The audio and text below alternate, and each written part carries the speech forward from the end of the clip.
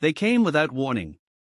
The Drakari warships darkened Earth's skies, their biomechanical hulls pulsing with otherworldly energy. Commander Nathan Drake watched from the United Earth Defense Headquarters as the massive ships positioned themselves above every major city on the planet. 20 years of military service hadn't prepared him for this moment. The transmission came on all frequencies, in all languages simultaneously. Supreme Overlord Kar's grotesque face filled every screen worldwide, his chitinous features betraying no emotion. Humans of Earth, your primitive civilization has been chosen for integration into the Drakari Empire. Surrender now, and you may serve as productive members of our dominion. Resist, and we will reduce your world to ash. Director Hannah Bishop of the Global Science Initiative grabbed Drake's arm, her eyes wide with recognition.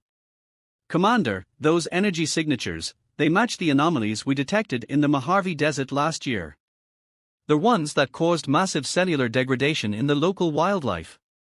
They've been studying us, Drake realized. Planning this invasion for months, maybe years. The world's leaders had 6 hours to respond. The United Earth Council convened in their underground bunker, faces grim as tactical reports poured in. The Drakari ships carried enough firepower to level every city on Earth. Traditional military options would be useless against their advanced technology. We will not surrender, declared Council President Richard Chen. Humanity does not kneel. The Drakari response was immediate and devastating. Energy beams carved through Shanghai, Mumbai, and Lagos. Millions died in the first hour. But in their arrogance, the Drakari made a crucial mistake: they didn't finish the job. Lieutenant Raj Patel, monitoring the biological defense grid, noticed something strange. Commander Drake. The Drakari weapons, they are leaving behind unusual biological residue. It's similar to their ship compositions. Hannah Bishop's team worked frantically to analyze the data. Their entire technology is based on engineered biological components, she reported. And it's showing signs of instability when exposed to certain Earth bacteria.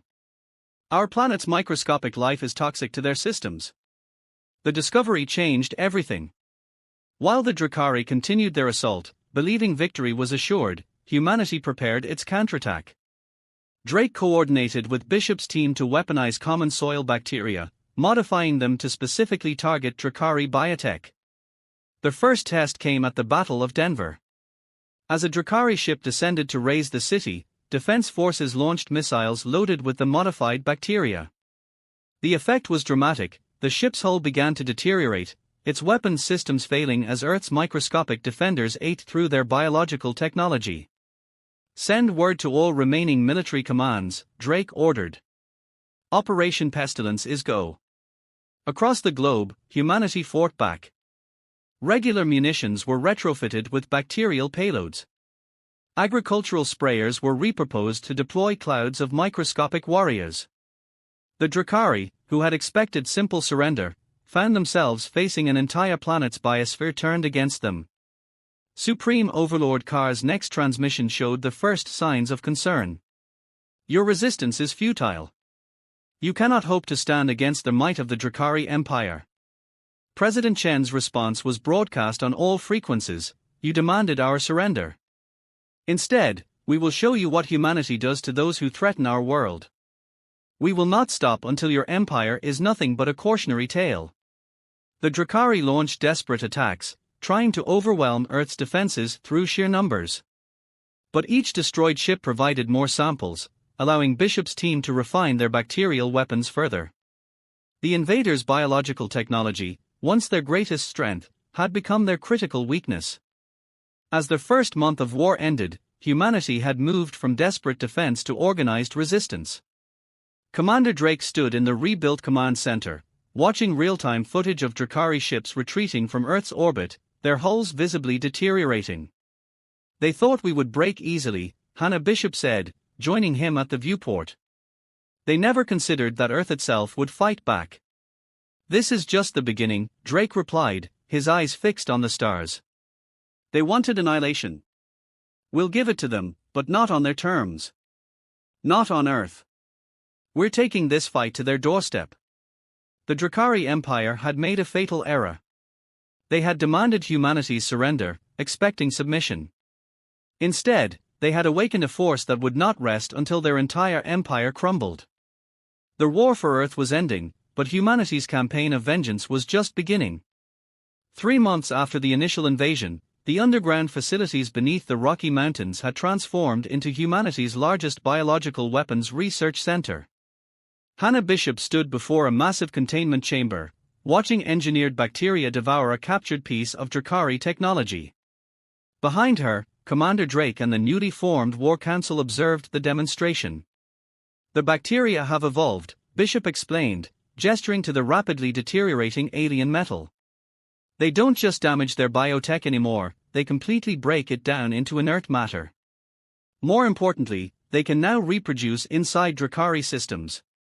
General Marcus Rodriguez, commander of the South American Defense Force, leaned forward. How quickly can we weaponize this new strain? We already have, Lieutenant Patel answered, stepping forward with a holographic display. Production facilities are operating at maximum capacity in underground bunkers across all continents. We're calling it Project Plague. The war had entered a new phase. While the Drakari maintained orbital superiority, their ground forces had been devastated by the first wave of bacterial weapons. Now, humanity was preparing to take back their skies. Commander Drake unveiled the next stage of their counterattack. Operation Thunderstorm begins tomorrow. We've modified high-altitude aircraft to release bacterial clouds into the upper atmosphere. Any Drakari ship entering Earth's airspace will be infected within minutes. The initiative proved devastatingly effective. Within weeks, Drakari ships began falling from the sky, their biomechanical systems failing catastrophically. Each crashed vessel provided new samples for Bishop's team, allowing them to refine their weapons further. But the Drakari weren't finished. Supreme Overlord Carr launched a desperate gambit, a massive electromagnetic pulse designed to sterilize Earth's atmosphere. The pulse knocked out power across half the planet, but the bacteria, safely stored in shielded facilities, survived. They are getting desperate, Drake observed, watching emergency power systems come online in the command center. They've never faced a species that could turn their own technology against them. The global blackout had an unexpected benefit. It united humanity like never before. Nations that had once been enemies now shared resources and technology. Chinese engineering merged with American innovation, Russian resilience combined with Brazilian adaptability. The world had found a common purpose: survival through victory. Dr. Victor Rossi, leading the European Science Division, made a breakthrough while studying the crashed Drakari ships. They're biological components, they are not just technology. They are part of a linked consciousness. Each ship is connected to their central command through organic quantum entanglement. Bishop's eyes lit up with realization. That's why they are so coordinated. But it's also their greatest weakness. If we can infect one ship with our enhanced bacteria, we can infect their entire network, Drake finished. Doctor, how quickly can you modify the bacteria to transmit through their quantum connection? The next phase of development was codenamed Project Wildfire. Scientists worked around the clock, modifying the bacteria to spread through the Drakari's quantum communication network. It was a race against time. The aliens had begun constructing massive orbital platforms, preparing for a final assault on Earth. Lieutenant Patel coordinated with resistance cells worldwide, preparing for the largest coordinated strike in human history. Converted civilian aircraft were loaded with the new bacterial weapon. Military units positioned themselves near crashed Drakari ships that still maintained quantum connections to their fleet. The attack began at dawn. Across the globe, humanity launched their biological assault.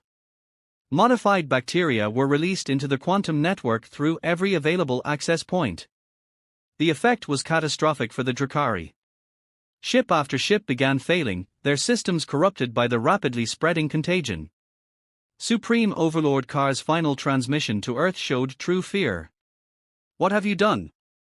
The network, it's spreading through all our systems. President Chen's response was cold: you demanded our surrender. Instead, you taught us how to destroy you. This is humanity's answer to tyranny. The orbital platforms fell, breaking apart in Earth's atmosphere like artificial meteors.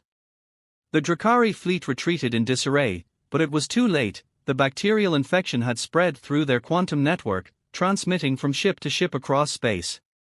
In the command center, Drake watched the radar screens clear of enemy signatures. Status report.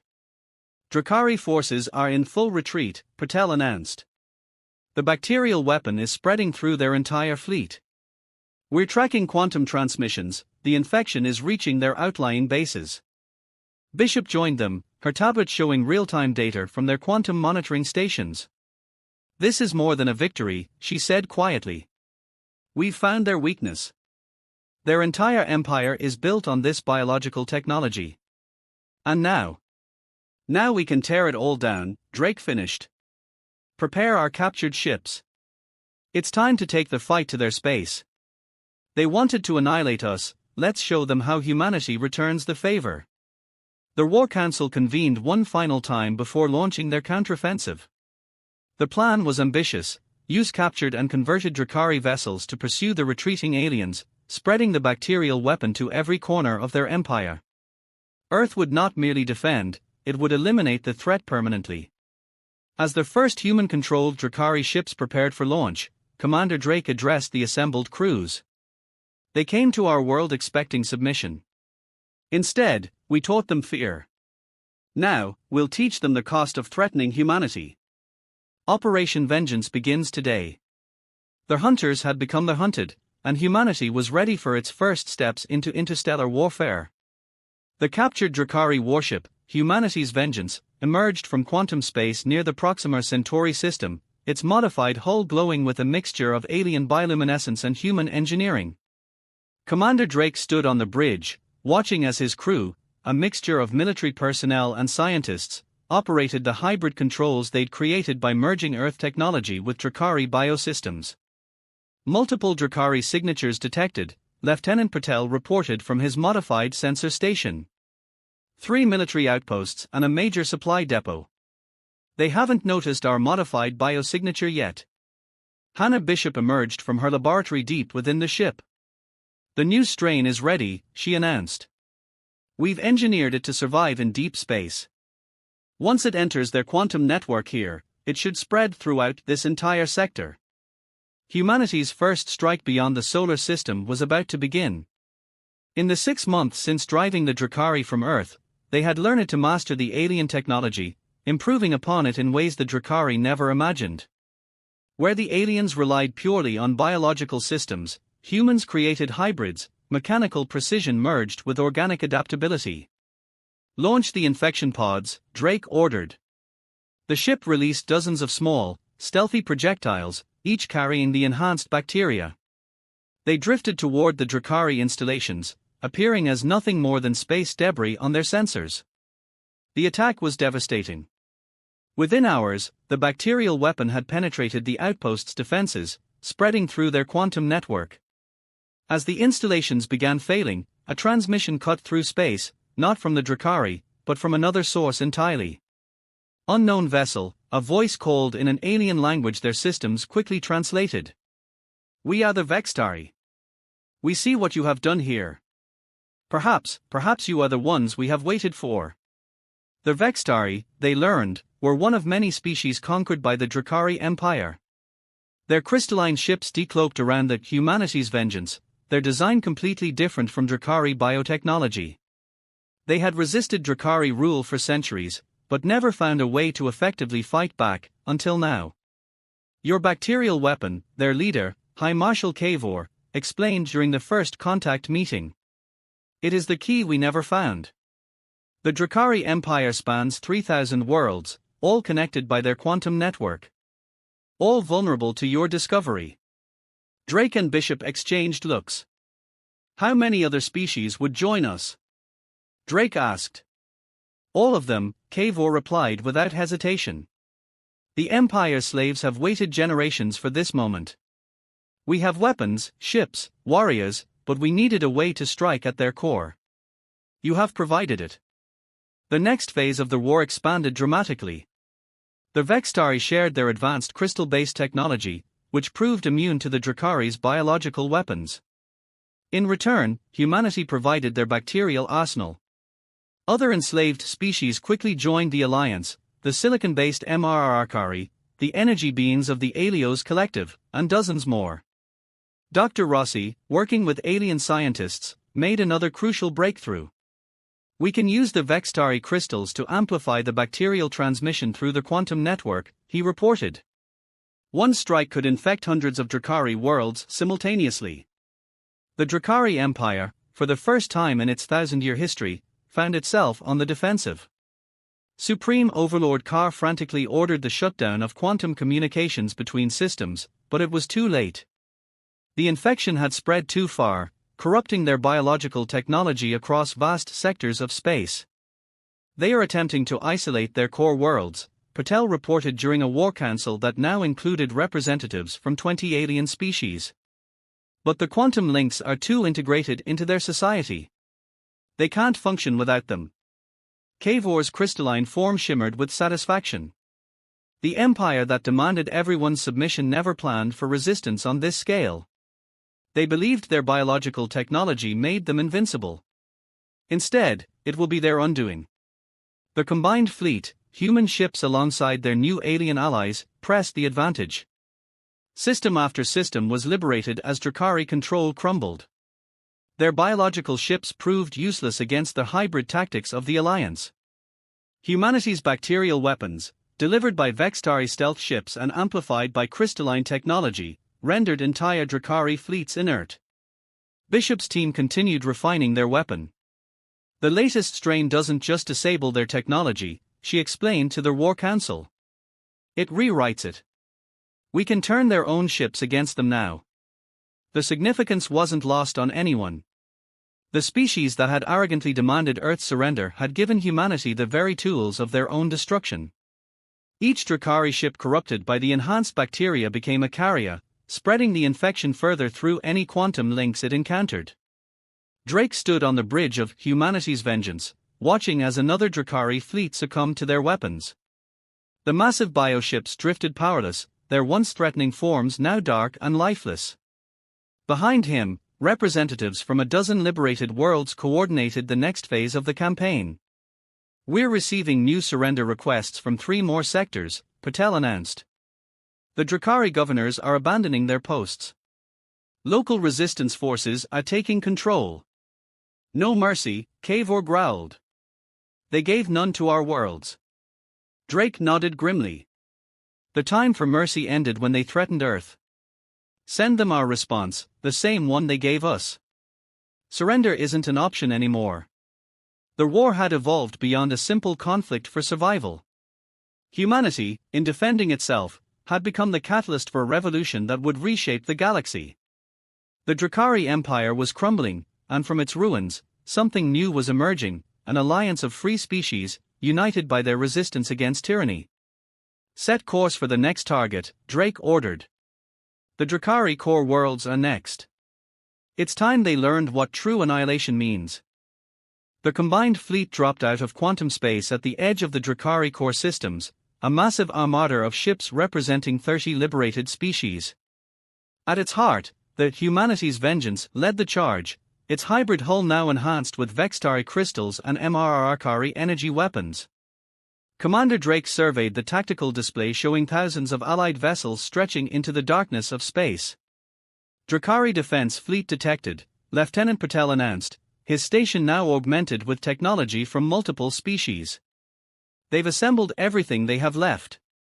Over 10,000 ships protecting their core worlds. Hannah Bishop entered the bridge, accompanied by her diverse team of xenoscientists. The new weapon is ready, she reported. We've combined our bacteria with Alio's energy patterns. It won't just corrupt their bioships now, it will convert them into weapons against their own fleet. The Drakari had anticipated an attack on their homeworlds, but they couldn't have prepared for what humanity had become. In the year since their failed invasion of Earth, their would-be victims had evolved into something unprecedented, leaders of the largest anti-imperial force the galaxy had ever seen. All ships, battle formations, Drake commanded. Launch Operation Reckoning. The first wave began with stealth ships developed by the Vextari, carrying human bacterial weapons enhanced by Alio's energy. They slipped through the Drakari lines, releasing their payload into the heart of the defense fleet. The effect was immediate and devastating. Massive Drakari warships began turning on their own forces, their biological systems rewritten by the enhanced contagion. The quantum network, which they couldn't fully shut down without crippling their civilization, became their greatest vulnerability. Each infected ship spread the weapon exponentially through their remaining connections.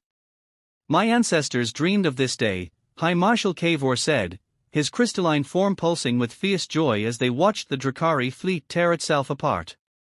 But none imagined it would be the humans, the species they thought weakest, who would make it possible. Supreme Overlord Kar's desperate transmission reached them during the battle. "You cannot do this. We are the Drakari. We have ruled the galaxy for 1,000 years. We demand." "You demand nothing," Drake cut him off. "Your demands died the day you threatened Earth. Now watch as everything you built crumbles." The Allied fleet pressed forward, system by system. Planetary defense networks fell as the infection spread planet-side.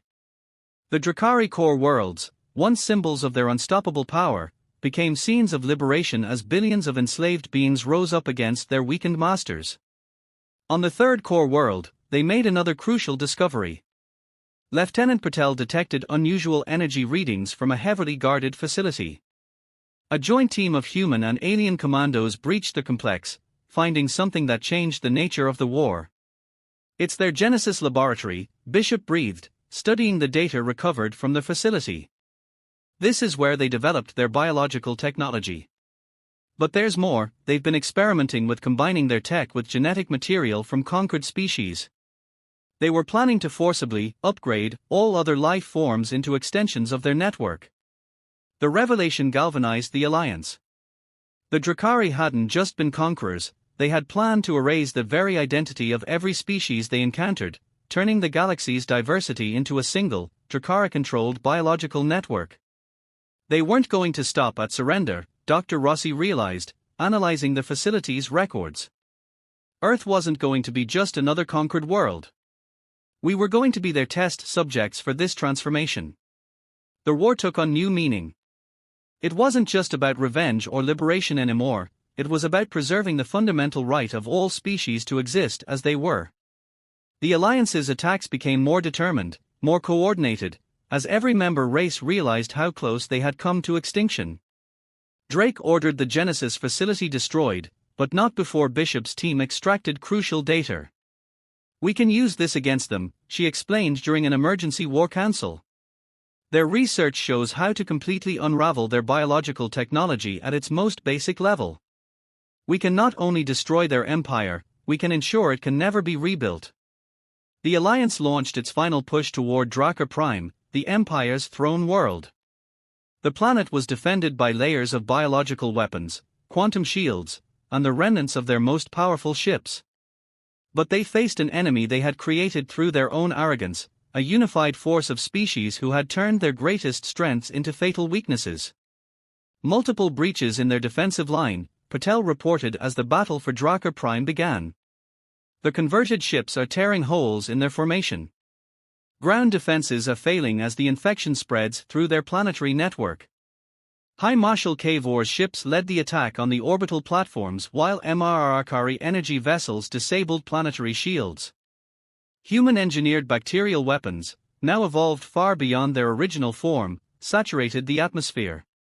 The Drakari's own biotechnology turned against them at every level. Supreme Overlord Kar made his final transmission from his palace as Allied forces approached. "You cannot comprehend what you're destroying. We are the pinnacle of evolution. We are."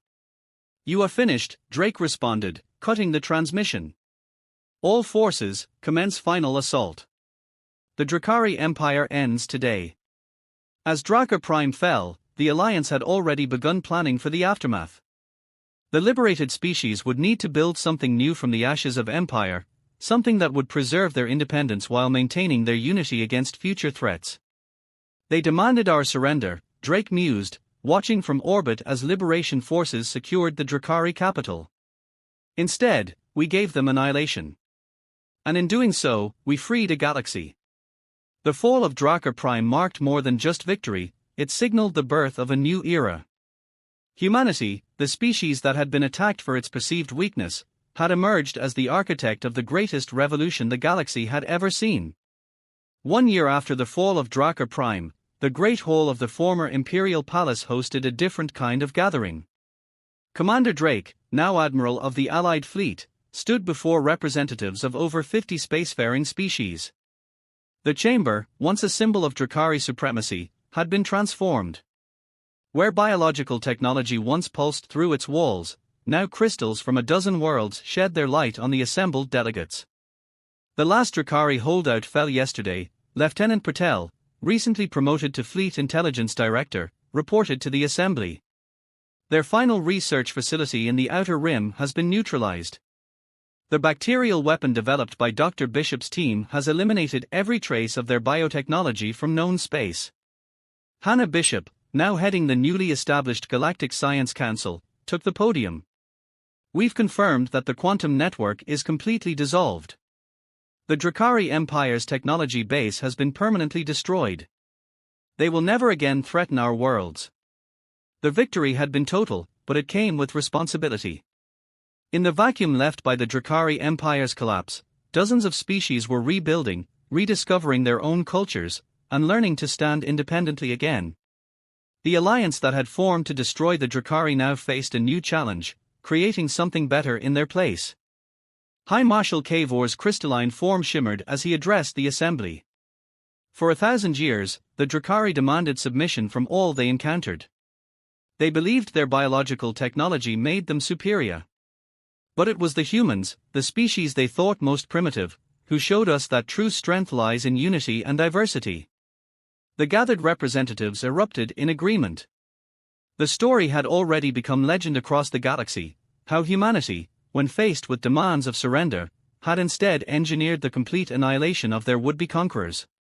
More importantly, they had done it not by becoming conquerors themselves, but by leading an alliance of equals. We stand at a crossroads, Admiral Drake addressed the assembly. The Drakkari Empire is gone, but we must ensure nothing like it ever rises again. Yet we cannot, we will not, become what we destroyed. The galaxy needs something new, not an empire, but a confederation of free worlds. The Galactic Confederation was born that day. Unlike the Drakkari Empire, it was founded on principles of mutual defense and scientific cooperation. Each species would maintain its independence while contributing its unique strengths to their whole. Earth, as the spark that had ignited the revolution, was chosen as the site of the Confederation's Central Council. Dr. Victor Rossi, leading the Technology Integration Committee, presented their findings. By combining our various technologies, Vextari crystals, MRRKari energy systems, Helios particle physics, and others, we've already achieved advances that the Drakkari never imagined possible. And we've done it without sacrificing our individual identities. The Confederation's first act was to establish the Guardian Fleet, a multi-species force dedicated to protecting member worlds from any future threats.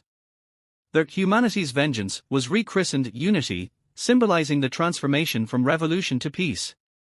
But we maintain vigilance, Drake reminded the Council. The galaxy learned a hard lesson from the Drakkari. Never again will we allow any power to demand submission from free peoples. The bacterial weapon remains secured, a reminder and a deterrent. Hannah Bishop's team had ensured that samples of their ultimate weapon were preserved in heavily guarded vaults on multiple worlds. Not to be used, but to serve as a warning, any species that attempted to follow the Drakkari path of biological domination would face the same fate. As the council session concluded, Admiral Drake stood with his closest allies on a balcony overlooking the capital city of the former Drakkari throne world. The city had been transformed, its oppressive biological architecture replaced with a harmony of different species designs. Ships from dozens of worlds moved through the skies, their various technologies working together in peaceful cooperation. They thought we were weak, High Marshal Kavor observed, because we valued life and cooperation over domination. They never understood that these were strengths, not weaknesses. The Drakkari's greatest mistake, Bishop added, was believing that demanding surrender would break our spirit. Instead, it united not just humanity, but the entire galaxy against them.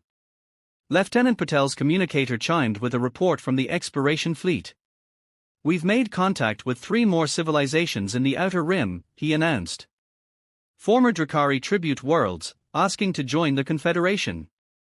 Drake nodded, watching the sunset paint the sky in colors from a dozen different atmospheric particles, a beautiful collaboration of alien chemistry. "Send the diplomatic corps. Let them know that the age of demands and surrender is over. In this galaxy, every species stands free and equal." The final pieces of Drakari technology were being dismantled across the galaxy, replaced by new innovations born from cooperation between species. Their quantum network, once the source of their power, had been transformed into a communication system that respected the privacy and independence of all users. Their biological weapons had been converted into medical technologies that healed rather than harmed. "We didn't just survive their demand for surrender," Drake reflected. "We turned it into the catalyst for the greatest transformation the galaxy has ever seen."